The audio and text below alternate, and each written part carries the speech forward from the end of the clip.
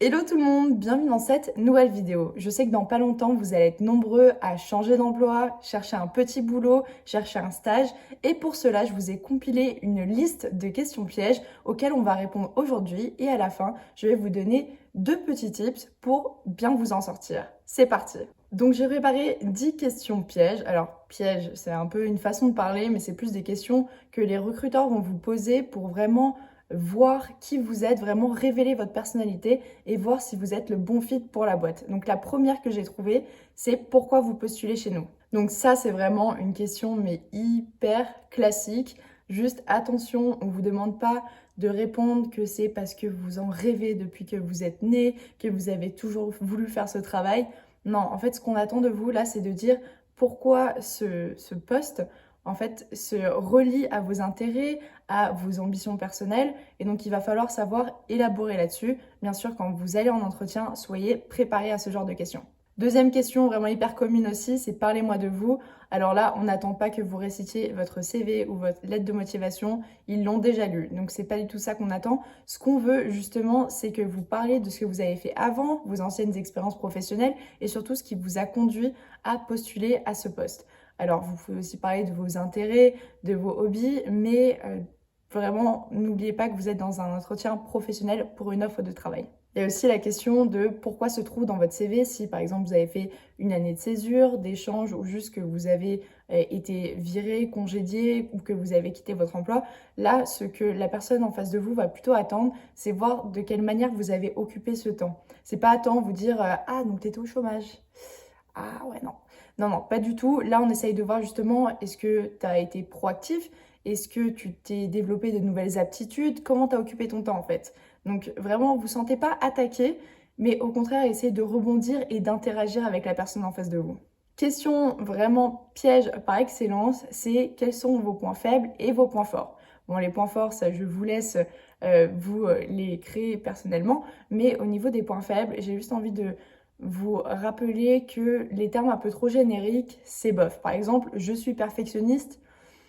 Voilà, non, non. En fait, ce qu'on va attendre de vous, c'est que vous donniez non seulement un défaut, mais qu'en plus de ça, vous soyez capable de donner surtout un axe d'amélioration. Comment est-ce que vous allez faire pour améliorer ça et faire en sorte que ce ne soit pas un défaut? Surtout, ne faites pas une liste de défauts, on en attend un ou deux en général, on va dire. Ensuite, savez-vous dire non? Alors oui, vous répondez oui, vous savez dire non. Parce que si vous répondez non, j'ai un peu du mal, ça montre quand même une estime de soi qui est plus ou moins faible, entre guillemets, et voilà, que vous avez tendance à vous faire un peu marcher sur les pieds. Donc répondez que oui, vous savez dire non, et juste expliquez-le, justifiez-le avec des cas où ça peut arriver, mais ce sera du coup pas en mode ouais, non, moi je me laisse pas marcher dessus et tout. Non, non, faut trouver des exemples concrets et montrer que c'est pas non parce que vous êtes dans un mauvais mood ou que vous êtes un collègue un peu casse-couille, mais un non justifié. Ensuite, la question, pourquoi avez-vous quitté votre emploi? Alors là, surtout, il faut dire la vérité. Le but, c'est quand même pas de dézinguer votre ancien employeur, non, c'est juste de dire quelque chose quand même assez neutre. Donc par exemple, oui, je ne voyais pas assez de possibilités d'évolution pour moi dans cette entreprise, voilà. Enfin, vous voyez ce que je veux dire? Il faut toujours prendre la question, la retourner en étant neutre, en répondant vraiment intelligemment. Il ne faut pas se tirer une balle dans le pied. Ensuite, comment est-ce que vos collègues et vos amis vous décriraient-ils? Donc là, on vous demande pas de vous jeter des fleurs, mais en fait de prendre le recul en fait et d'avoir ce sens de conscience en fait de qui vous êtes socialement et surtout rester franc par rapport à ça. Question qui m'énerve, c'est n'êtes-vous pas trop jeune pour ce poste final? Alors ça, faut pas le prendre personnellement, faut pas être sur la défensive, juste rappeler que la jeunesse, c'est quand même signe de proactivité, d'adaptabilité et que vous n'en ferez qu'une force. Ensuite, question classique, où est-ce que vous vous voyez dans 10 ans? Alors là, on n'est pas ici pour tester votre humour, non pas du tout. Dites pas que vous voyez gagner le loto ou dans un ranch. Non, en fait, ils sont là, enfin ces questions-là sont faites pour vraiment jauger votre ambition et un peu qui vous êtes. Donc essayez de répondre en parlant de vos expériences passées, le parcours que vous avez achevé jusqu'ici, qu'est-ce que vous comptez faire après, même peut-être penser au contexte économique de votre pays, enfin voilà, essayez donc de préparer ça surtout. Enfin, dernière question avant que je vous donne mes 2 tips, c'est quels sont vos hobbies? Alors, dans les hobbies, on va éviter les trucs génériques en mode j'adore voyager, j'adore lire. Voilà, ça c'est vu et revu. Qui n'aime pas voyager, qui n'aime pas lire, bon ça, encore, c'est à voir. Mais essayez d'être un peu plus créatif, de marquer l'esprit du recruteur en parlant de hobbies quand même assez différents qui font que vous êtes unique. Par exemple, vous aimez naviguer en mer, vous aimez, je sais pas, cultiver du safran. Enfin, voilà, des trucs un peu particuliers, ce serait quand même assez cool. Donc on arrive au premier tips.